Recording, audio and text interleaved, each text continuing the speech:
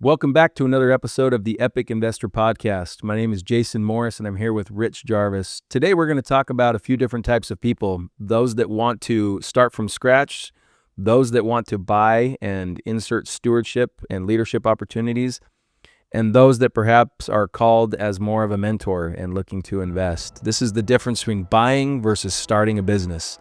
And today we're going to dive deep into what that looks like and which one of those three people you might be. So with that, let's get started.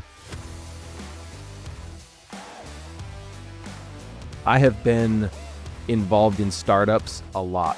And I'm even willing to sit here today and say that I love startups. I love everything about a startup. Have you ever been a part of a startup before? I have many times. And it's kind of in the blood. It's just something you enjoy doing, right?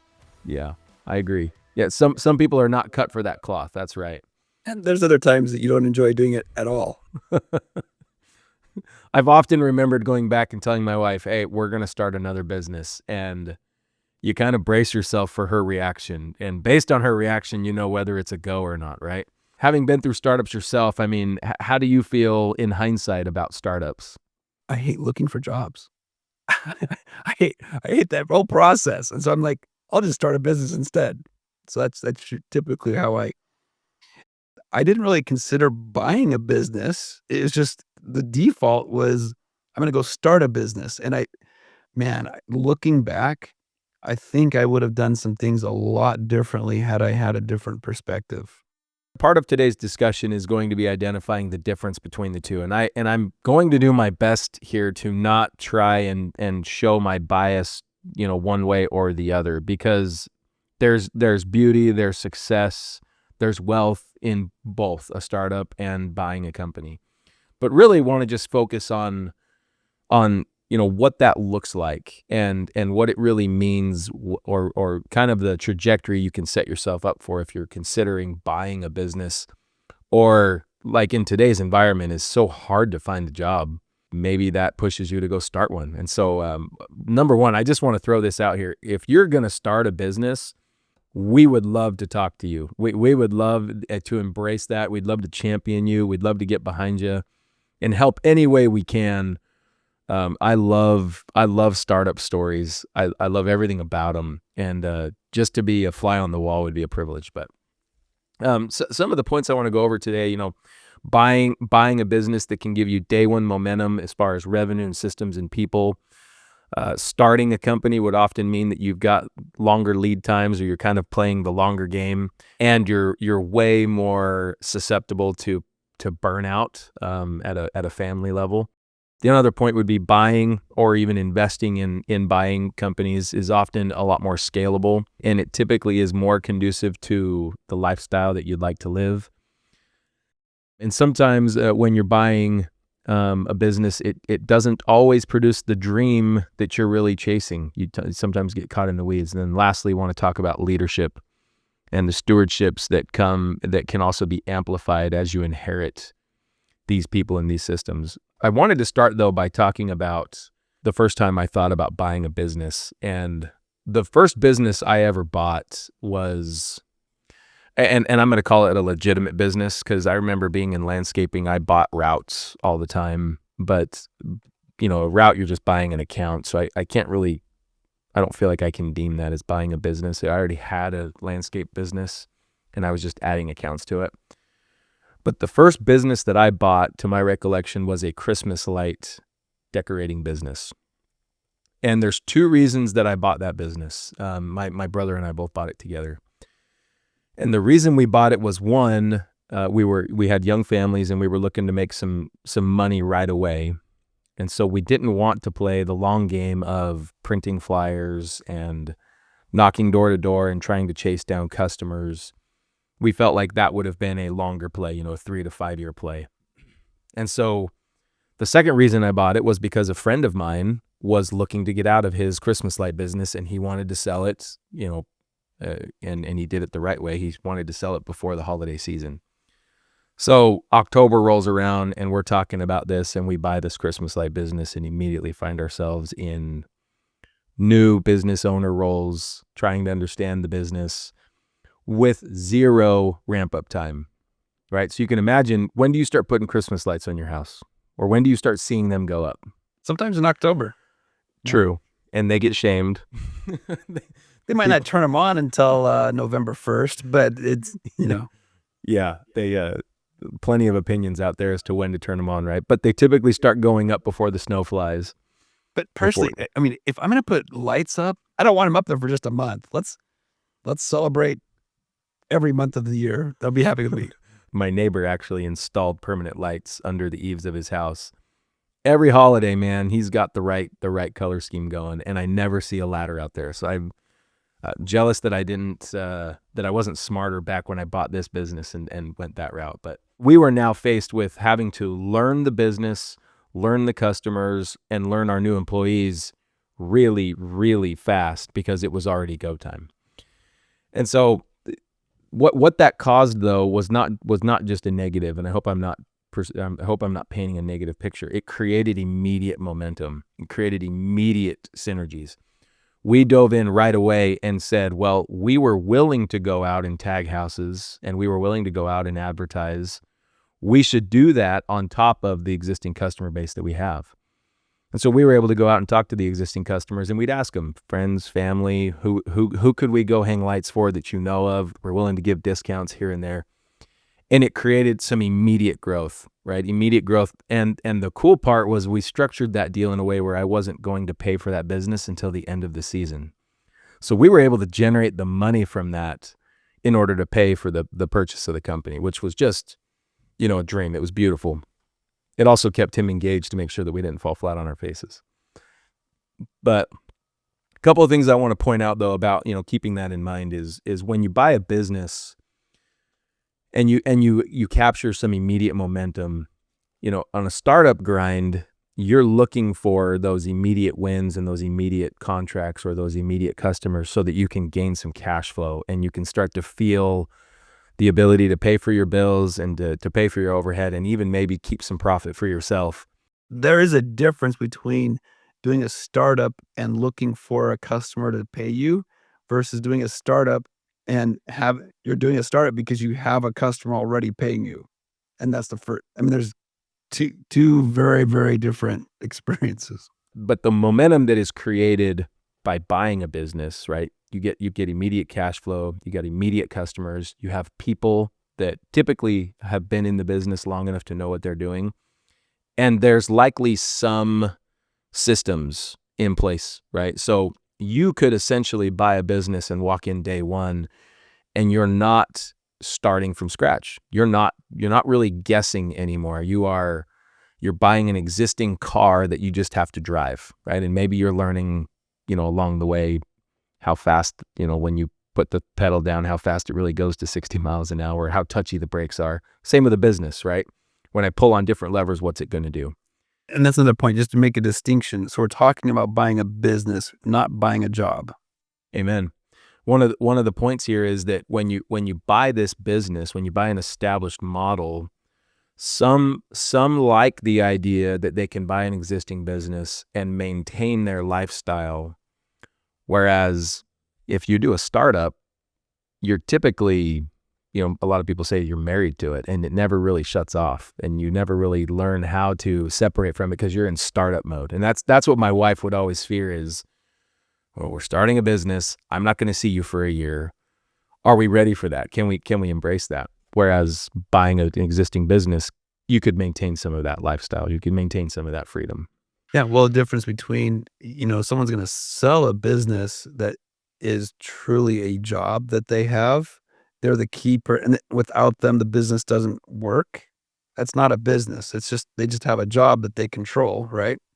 And so when they sell it, they have to find someone else who wants to step into that role and do that job for you in order for you to sell it, versus a business that you sell that generates that revenue, the product or service, whatever it is, without your direct involvement is a completely different value proposition, right? So when you're buying those things, it's just, that's what I'm referring to. You're buying a business that's operating. And I guess really, for those listening, it would really come down to what are you looking for? Are you looking for a job? I've got a buddy that lives here in Kansas City and he bought a business And I was like, well, why'd you buy that business? Like, he was in a different industry, and he was like, my wife just got sick of having me at home, and I needed a job. So instead of going and working for somebody, I went and bought a job, which worked, right? It's not a bad thing. But my point here is, if you understand what you're looking for, that goes into a different vein of, the model that you're creating. But if you want a job, you could go buy one. If you don't want a job, if you want like your freedom and if you want the lifestyle you currently enjoy, you could still go buy a business that is producing those profits, and you're managing, and you have a stewardship now over people. There's also syndications like Impact Equity Partners, where the management is done. You can buy or be part of buying a business, but not have to put forth all of the effort too. So there's a completely different level on that side. Well, and I've seen some people where they say, yeah, I want to go buy a business for myself, and I want to do this. And they start to go down that road, and they learn, along the way, that they're either over their skis or they're just out of their depth, but they still want to be part of it. And so they end up investing in, business, portfolio businesses, and they can still kind of participate in the fun and the joy of business acquisition, and even some of the management based on that structure, and not really, feel like they're mismanaging some funds because they're just out of their depth. But it's a stark contrast, it's a very stark contrast to starting your own. And now, when I consider the difference between buying a business and starting a business, I feel like I'm either inheriting a team or I am the team. And now everything is on my back for a period of time until, you get to the point where you can offload and delegate some of that. And I think that most people that see business owners immediately think they can go on vacation whenever they want. They can come in at 10 o'clock and leave at 2 o'clock. They've got the boats, they've got the trucks. They seemingly have this simple and easy life because their business is just humming on all cylinders. And most people say, I want to own my own business because I want all my freedom, and you'll get there. But you're going to pay the price like everybody else does in order to get to that phase, right? And so when you start a business and you carry everything on your back, it is very difficult to separate, your personal life from your business, because it's very personal, it's very intimate.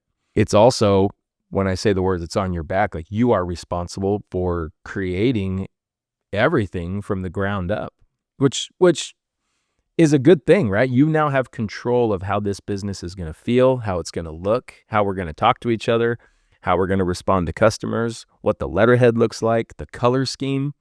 Is that what just describes us, Jason, of why we like startups? Because we just like being in control. I don't want to answer to the man. I don't want the man to tell me how to dictate this. I think I can go do it better. And, there your startup's born, because maybe you can do it better. Maybe you just don't like to be out of control. It's funny that you mentioned that, because yeah, it's been obvious in our venture here that it's, how are we going to do it? How are we going to put it into our portfolio rather than have it dictated for us? Another struggle to a startup, besides, carrying it and having the buck stop with you, is you typically have to find a way to fund it. You'll have a lot of investors that are willing to put money in for startups if you've got, the right skill set, if you've got the right background, if you've got a proven track record, they're willing to invest in it. But typically, startups want to bootstrap it. They don't want to be in debt, which is a very stark difference between buying a company. How much debt are you in on day one when you buy a business? No matter what that number is, you're in the red. You are in some cases deep in the red. And you're buying a business based on, its performance, its historical performance, and you're expecting that historical performance will continue. Whereas with a startup, it could be considered a less risky move, because if the idea doesn't work, hopefully you're not too deep in the red. Hopefully you've managed that in a way where you've managed your expenses appropriately, so that if it just doesn't fly, You're not holding a purse that you owe somebody else. And by the way, some stats on that. Buying a business, 70% of all businesses acquired will survive beyond the 5-year mark. Starting a business, 20% will survive beyond that 5-year mark. It's an astounding difference between buying and startups. And again, it all just goes back to who's in the driver's seat. You know, if you, Rich, were coming to me today and you were talking about starting a business, I know you well enough that you're going after the right thing for the right reasons, and you've got all your boxes checked. Whereas, you know, I've got a younger brother in his 20s. It's like, I'm going to go start a business, and I've got a lot of questions to ask before I, you know, endorse and sign off on that, just to make sure that he's not headed down a path he's going to be unhappy with. But how many entrepreneurs do you know, Rich, that have started businesses? Oh, hundreds. And they shape the world. They shape opportunity. They're in many cases the engine of America. They create opportunities. They create jobs, and the world needs them. And there's some that are just really good at starting businesses. That's their lane. That's their passion. That's what their skill set is, and their strengths. All of that kind of comes together, and they'll start a business, and then they'll go and do an exit. They'll sell it to someone else that is much more suited to take it from that point on, and then they go do something else. That's almost like that. That's why the term serial entrepreneur. They do that all the time. That's what they're really good at. I've got a brother-in-law, and he's a dear friend of mine. I really feel like if we hadn't married sisters that we'd be friends. But he is that serial entrepreneur. He starts businesses and he grows them, and then he'll offload them and he'll start something new. It fits his ADD so well. You know, he works hard on a project for a couple of years, and he might get bored with it, and so it's time to offload it and do something else. But he and I have talked a lot about, you know, business acquisition versus starting a business. And you know, he's followed my career in private equity, and he just can't wrap his head around why we would choose to go into debt to buy businesses, and why we wouldn't just throw a much smaller amount of money at starting it instead. And he and I go back and forth all the time with pros and cons, and it's fun, right? It's healthy, it's good banter, but it's fun. And one of the greatest differences I was able to glean from those many conversations, I'm not putting this into a box because every business is different and every industry has a different price tag, but of the businesses that I was involved in, we were able to grow and sell those businesses within a 3 to 4 year period for more money, meaning we netted more money at the end of the day than if we had started the business from scratch and grew it in the same amount of time and tried to sell it at that point. Now, that's not to say that it's better to buy than to start. It's just a simple data point that in some cases, wealth creation can happen quicker by buying an existing platform that perhaps is underutilized or underserved or undermanaged. You know, how many opportunities are coming now in this massive transfer of wealth? You know, the $70 trillion value that the government or that the world has put on this transfer of wealth between the baby boomer era to the younger crowd. How many of those businesses need leadership? How many of those businesses need capital? How many of those businesses need some technology that would just boost it and 10x it? You've heard of the hockey stick. Yep. Where you know, you have a business that's growing and developing, and then it finally hits an inflection point and then takes off, right? You know, when I'm looking at a business, I'm looking at products, you know, what products or services, product brand, you know, who they are, what they've built, their distribution, or, you know, how they distribute all their products or services, and then their operations. And in any one of those areas, they could be really strong, and being able to look at each one and saying, by changing this, you can get a completely different outcome. And to do a startup and get it to the point where it's ready for that inflection point versus buying a business and jumping into that and riding that inflection point, it's much faster for the most part to do that acquisition. Yeah. We had an example of that with our our first acquisition in California, an elderly couple that had run it for a long time. And, it was more of a lifestyle business for them. I wouldn't call it quite a hobby because it was plumbing components, plumbing supplies. I mean, I don't know if that's quite a hobby, but it allowed them the lifestyle that they wanted. And we got in there and, to grow their legacy and continue down the path of what they had created. And we had just gotten a little bit more aggressive. I mean, we were 40 years younger than they were and hungry. We got kids that are still at home, kids that are getting ready to go to college. And we turned on just small little tweaks like adding more product line or expanding into a different industry. We had distribution channels coming out of Asia.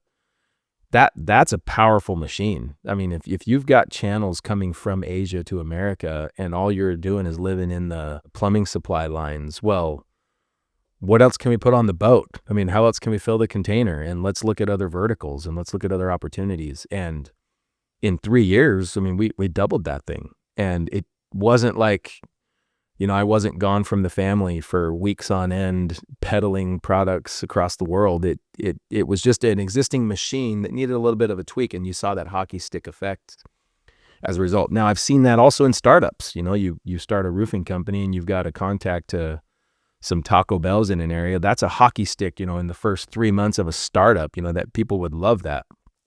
Maintaining it is, where your leadership comes in.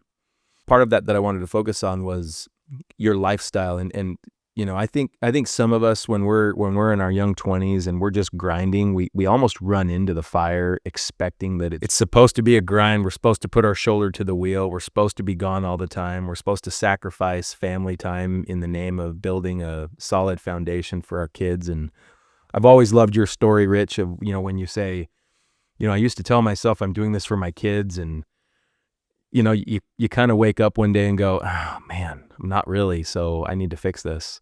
In the realm of a startup or even buying a company, if you have the ability to set your life, you can set your schedule the way you want to, as long as you're willing to protect that and as long as you're willing to be true to that. I have not ever been successful in that in a startup. Like, the startups consume my time. It's everything because of the commitments I've made and the obligations I've made to just give myself to it. Well, there's only so much time in the day to execute on each of those hats you wear. Yeah. And you're wearing all of them. And so it is a challenge. Yeah, you're wearing them out of necessity, which is another reason that I do lean towards buying an existing business, because I have the ability at that point to, if I wanted, I could continue to coach my kids' soccer team if I wanted to do that. Understanding that I still have these massive responsibilities of managing that business and managing, the investment that's been made. But at least there are a team of people that are already in place that have been doing that work. And I'm not there exactly to disrupt it in a negative way. I'm there to disrupt it in the positive way of growth and scale. But that would allow me to, keep like a framework of my life where I can manage that business. Sure, as you said earlier, it's a job, but it's not it's not the job that binds me somewhere all of the time out of the gate like a startup would. It also allows me, and this is probably one of the things I love the most. I remember starting a sunflower seed business when I was 22. All I wanted to focus on was like growth. I just wanted to focus on being in front of people and selling sunflower seeds. But we were still in like the R&D phase of creating the products and creating the flavors. And it was hard for me to get out of that mentality of, I just want to go sell. Like, I just want to go put product on the table. And have I ever told you about the time we sold to Walgreens? I don't think so. We were at a maiden voyage. We were at a trade show at the Sweets and Snacks Expo in Chicago at the McCormick Center. And day 3, the buyer for Walgreens comes to our booth and says, I've had scouts out. We want to pick up your product. We think that it appeals to the younger crowd, which is what we're currently trying to do. Can you manufacture and distribute 35,000 units in 2 weeks? And I said, absolutely. And he said, okay, we'll have a PO for you next week. And I turned around and my partner was like, what are you doing? Like, Rich, we were sealing bags by hand. Like, we didn't have a machine. This was a startup, right? We're bootstrapping this thing. And We were seriously we had these little pre-made bags that we would take a cup and, we'd fill the bag and then we would hand seal it. And that was one that would go in like a box of 12. And we had to make 35,000 units. We had to make 35,000 boxes of 12. And he wanted it in 2 weeks. That's where I lived. Like, I wanted to be at that level. I already wanted to be able to tell people, absolutely, we can fulfill your order. Absolutely, we should be on your shelves. Absolutely, we should be front and center. How did that turn out? I'm curious. My mom, my dad, my brothers, my cousins, my aunts and uncles, my friends, we were in the warehouse for a very long time. Long nights, long weekends, but we did it. We got it done, but the next machine we bought was a packaging machine. Actually, and it was a blessing. The gentleman that was making our seeds, he wanted to get a package. He wanted to get a piece of equipment that did the same, and so we were able to share the cost of it. But anyway, one of those where, again, an entrepreneur startup phase, you just kind of go for it and full send, and you better deliver. That's all there is to it. You tend to think that you're further along than you really are. Buying an established business, after a couple of months of getting your feet, firmly on the ground after the closing, you can have, a quicker opportunity to scale and grow at larger scale because of the existing operation, the existing infrastructure, even the name. You walk into a place and say, I need to buy some equipment. They already know who you are because you're using the name and the clout of the business that has been in existence for 10 plus years. So just, again, more opportunity there for, if that's what you want and if that's what you're looking for, there's some benefits to that. The last piece that I really want to highlight is the ability and opportunity to serve within the operation. And this one is split right down the middle. I don't think one leads the other in this category. Because imagine on a startup side, you're starting from the ground up. You have the ability to completely control who you hire in your business, and you can vet them at any length that you choose. Typically, it's friends and families. There are lots of referrals. Like, I want to be as part of something special. Hire me. Have you ever made the mistake of, you're so underwater, like, do you have a heartbeat? Okay, you're on. Let's do it. Absolutely, I've made that mistake. Have you? I have. Yeah. Yeah, you're desperate, right? It's pretty young. Yeah, that is. You're coming from that desperation of, I do this and all my problems will be solved. Yeah. You're Twitter-pated, right? You're seeing it from a different lens of desperation and not really making a sound decision there. But I have come to love the stewardship that comes with leadership. It's not an easy burden. It's not one that should be taken lightly, but it's probably tied for my favorite part of business.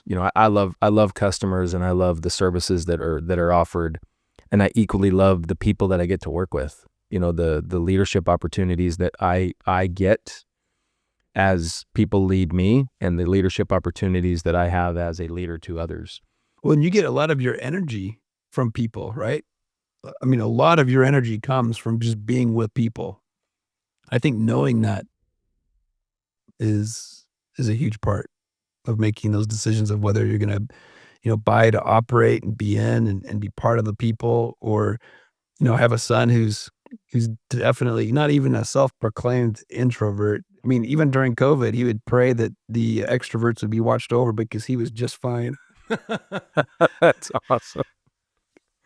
If someone is not good with people or doesn't get energy from people, and trying to force yourself into that position, just knowing that there's other ways you can be part of a business and not have to go through that as well. I love that. And appreciate his prayer. I'm very much an extrovert and was grateful that COVID ended, but that the lockdowns ended. But it is interesting though, when you consider that there are some startups that I've been a part of. There's a lot of startups that I've seen that are like infectious, and it's the people that they have in their group. Like, them against the world, and you can feel it in everything they do. The content they release or the meeting that you have with them. Like, we had a guy that was pitching to us to do some video content for our sunflower seed business. And him and I think it was like 4 people, because he was also a startup. They were just all sorts of hype and energy. And it was like, I just want to work with those guys. And then you get the other, entrepreneur that's just like, I got to sell this deal in order to put tires on my rig. So what's this going to take? And you just tell that he's just beat down. And again, it all has its place. It's all part of the deal. It's all part of the growth in the journey, to achieving the goal that we all want. But I really, really, really do enjoy the opportunity to help other people grow in these businesses. And I've had some sweet, tender experiences acquiring businesses where we now inherit new employees that I have never met. They don't know me from Adam. And I've got to go in there, and I remember thinking in the beginning, these people are never going to like me. Like, we're never going to get along. And, at the exit 4 years later, there's tears shed, and their names, their kids' names. They know my kids' names. And those are some sweet moments. And sometimes I find myself wanting to like buy a business. I like those people. Let's go work with them. like, let's buy the business because they're so awesome. So, well, the last point that I wanted to bring up really kind of lends more towards those that might be considering buying a business, but again, it's just out of their depth, or they're not comfortable, or they just feel like they don't have the teeth for it. And it would be those that could invest in either startups or invest in business acquisitions. And there's great material, there's great literature, there's lots of statistics around how this is done, where you can protect yourself in those investments and still be part of a great operation. I think the cool part is, if you're looking to achieve the freedom of purpose in your life, whatever that might look like, if it's doing service work in the world, or whether it's serving in the community, or, maybe you've got grandkids that just need more of your attention. And so you're kind of at a crossroads of, I need income, but I also need to be available and free.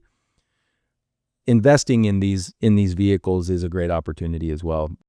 You're obviously getting into a portfolio of companies where management teams are now controlling the entire ecosphere of these businesses. You could come in as a designated investor, whether that's maybe you're the only investor or you're part of a group of investors.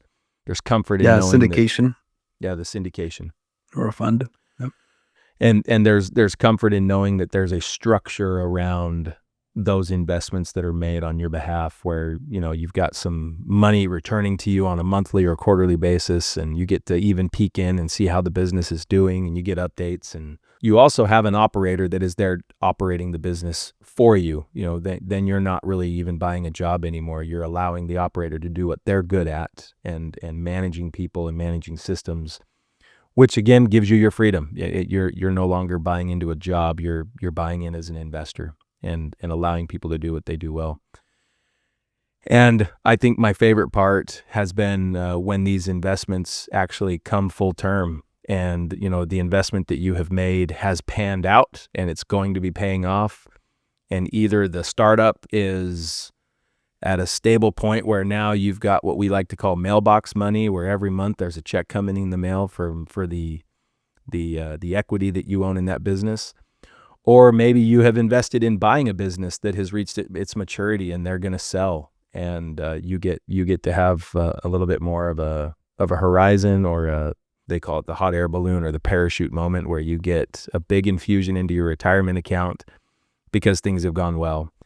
And those are some great moments where you can hand an investor a check and say, thank you for trusting us, thank you for believing in us, and thanks for the years of great work together. And 9 out of 10 times they push that check right back and say, go do it again. I think it was so much fun. It was a good return. So some benefits there if you're thinking about wanting to be in that scene, but not really available to manage it, or not wanting to do a startup. You can always invest in funds and syndication, or even in your nephew or your niece's startup. So at the end of the day, we're in a pivotal point right now where there is such a transition going on that there is a great vehicle out there for business startups. There's a great vehicle for business acquisitions, and there's a lot of different ways you can be a part of it if you choose to be. And as long as, we've got direction of what you want, if you want a job, if you want opportunity to manage, or if you just want the ability to invest in, I think that needs to be the primary focus of, before you make that decision, it needs to be the primary focus of what you want so that you make the right decision. And then allow these teams of people around you to go and do what they're really good at. So, Rich, do you have any final thoughts on buying versus starting a business? The buyer, whatever it's going to be, or starter or entrepreneur, right? Just needs to know what their end goal is. Why are they doing what they're doing? But for those that want to, their ultimate purpose is to scale wealth, and that they, number one, don't have to do it alone.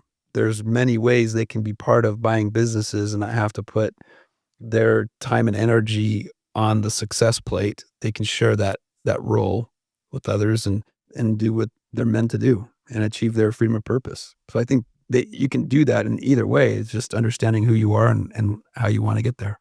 In some cases, you could actually provide a lot of wisdom as well.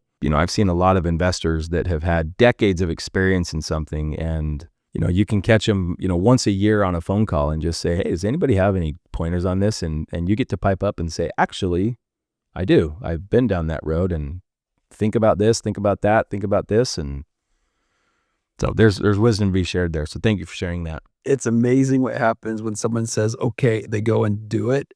And then you still benefit from the outcomes of those suggestions. So 100%. It's pretty awesome. Well, benefit both ways. In conclusion, I guess I would just say, ask yourself if you want to build from scratch, or if you want to build something that already works and just needs some stewardship. And if you're not called to operate, consider funding or even mentoring those who are called to do either of those, whether it's startup or operate. And this is another vehicle. It's another way for you to create wealth and have a lasting impact, not just in your life, but in the lives of those around you. So we invite you to subscribe, like, and share. We again would love to hear stories of excitement and energy. We'd love to hear the stories of the grind of where you are in your journey of getting to the life that you want. And we stand here prepared to serve and help in any way that we can. But until then, we just invite you to be epic, and we'll catch you on the next episode. Thanks.